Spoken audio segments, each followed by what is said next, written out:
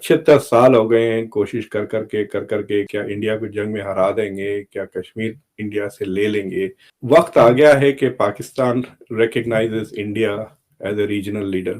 کہ ہم نے کشمیر کا بائی نیم اس دفعہ تذکرہ کیوں نہ سنا وزیر اعظم کی طرف سے اپنے خطاب میں؟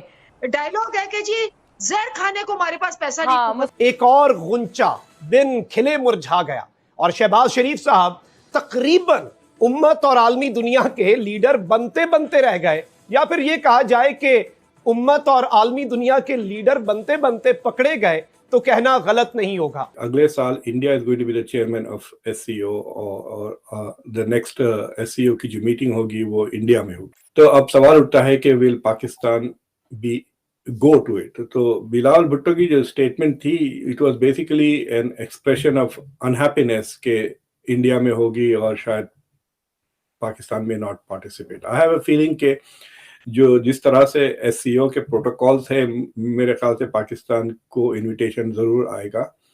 Now it's up to Pakistan to decide to go there or not. اس طرح کی پالیسیز کو میں حماقتی سمجھتا ہوں۔ There is no other way to describe it.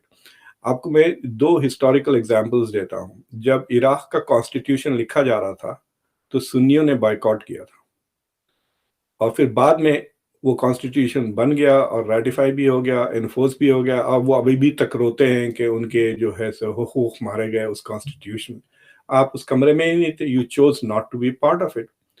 جب اسرائیل کا نقشہ بن رہا تھا یو این میں، مسلم ملکوں نے بائیکاٹ کیا، پھر تو کیا فائدہ ہوا؟ میرا خیال یہ ہے کہ اٹ از بیٹر کہ آپ اس کمرے میں ہو بنسبت باہر ہو۔ It is always better to be at the table۔ اگر پاکستان چوز کرتا ہے not to be at the table تو پھر اس ٹیبل پہ جو ڈیسیشنز ہوں گے اس کے بارے میں رونا نہیں بعد میں، right? Because you have not had a chance to provide your input۔ وقت آ گیا ہے کہ Pakistan recognizes India as a regional leader۔ اس میں پاکستان کا بھی مفاد ہے، اس میں انڈیا کا بھی مفاد ہے۔ 75 سال ہو گئے ہیں کوشش کر کے کہ کیا I don't know what the ultimate goal is، کیا انڈیا کو جنگ میں ہرا دیں گے، کیا کشمیر انڈیا سے لے لیں گے۔ none of those things are happening۔ اور آپ دیکھیں کہ اس طرح کی حرکتیں ترکی نے بھی کی تھی پچھلے 2-3 سال سے۔ وہ مسلسل کشمیر کا مدعا لے کے وہ انٹرنیشنل فورمز میں آ رہے تھے، پھر 2-3 سال تک انڈیا نے برداشت کیا، پھر اس کے بعد انڈیا نے بھی بیک لیش شروع کر دیا، آرمینیا کے ساتھ تعلقات بڑھانا شروع کر دیے، سائپرس میں جا کے India has begun to retaliate. تو ان چیزوں سے فائدے کچھ نہیں ہوتے اور دونوں ملکوں کے نقصان ہوتے ہیں یہ کنفلکچوئل ریلیشن شپس پہ۔ یہ البتہ ہے کہ جو ڈیموگوگری ٹائپ کے جو لیڈرز ہوتے ہیں ان کو تھوڑا بہت ٹیمپرری پبلک اوپینین میں فائدہ ہو جاتا ہے اس طرح کے نیگیٹو فورن پالیسیز کی وجہ سے۔ بٹ ادروائز آئی تھنک کہ یہ نہ تو ایس سی او کے ہت میں ہے نہ پاکستان کے ہت میں ہے کہ it plays hard to get, because اس وقت جس موڈ میں دنیا ہے پاکستان کی طرف، بعض اوقات ہمارے بچے کہتے ہیں کہ میں نہیں آؤں گا تو ہم ان کو مناتے ہیں، ان کو انسینٹیفائز کرتے ہیں کہ بھائی چلے رائٹ۔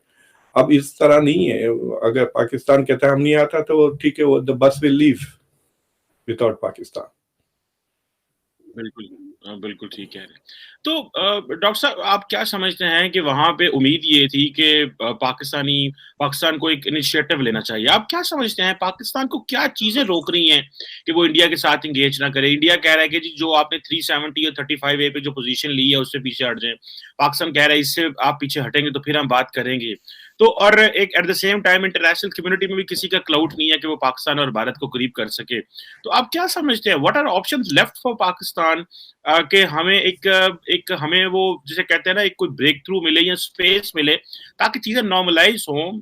ایک ہم پاکستان کی پالیسی جو ہے وہ تو جیو اکنامکس کی ہے، لیکن انڈیا کے ساتھ ہمارے تعلقات ٹھیک نہیں ہے، افغانستان کی کیپیبلٹی نہیں ہے، چائنا کا مقابلہ نہیں کر سکتے، ایران انٹرنیشنلی سینکشنڈ ہے، سو ہم وہ سارے کوگمیر میں پھنسے ہوئے ہیں۔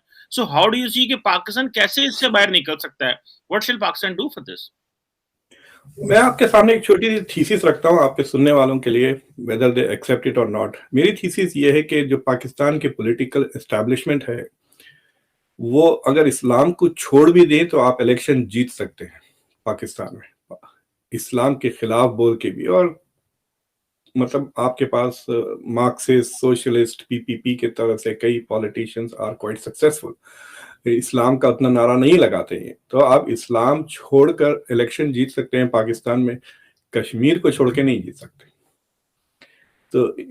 तो मुझे लगता है इस्लाम से ज्यादा अहमियत पाकिस्तान को कश्मीर है। It has become the core of Pakistani identity.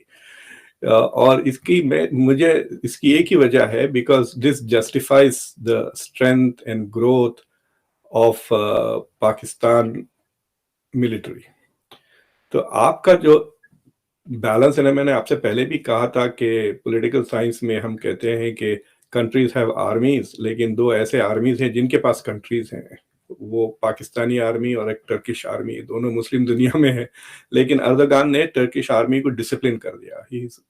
Erdogan का एक मेजर अचीवमेंट था कि वो मिलिट्री और सिविल रिलेशंस का जो बैलेंस है वो प्रो डेमोक्रेसी क्रिएट कर दिया। The military now doesn't interfere in politics और उसका उतना पावर नहीं है। लेकिन पाकिस्तान में प्रॉब्लम ये है कि अगर पाकिस्तान की जो कोर ग्रैंड स्ट्रैटेजी है, मैं छोटी मोटी फॉरेन पॉलिसी की बात नहीं कर रहा हूँ, जो कोर ग्रैंड स्ट्रैटेजी है वो इज वेरी कश्मीर सेंटर्ड, और उसके वजह से एक डिस्प्रोपोर्शनेट अमाउंट ऑफ आपके रिसोर्सेज आर्मी को जाते हैं।